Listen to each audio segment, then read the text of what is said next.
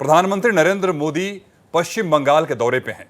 पश्चिम बंगाल पहुंचने पर प्रधानमंत्री नरेंद्र मोदी 2 दिवसीय दौरे पे हैं। प्रधानमंत्री मोदी समारोह में शामिल हुए। हुगली जिले के तारकेश्वर में एक समारोह का आयोजन है, जहां पे प्रधानमंत्री मोदी शामिल होने के लिए पहुंच चुके हैं। तो वहीं आपको बता दें कि पीएम मोदी कई विकास परियोजनाओं को सौगात देंगे। प्रधानमंत्री किसान सम्मान निधि की 23वीं किश्त भी जारी करेंगे। तो पीएम मोदी का ये पश्चिम बंगाल दौरा है। 2 दिवसीय पश्चिम बंगाल दौरे पर पीएम मोदी है, जहां पर कई परियोजनाओं को वो विकास देंगे।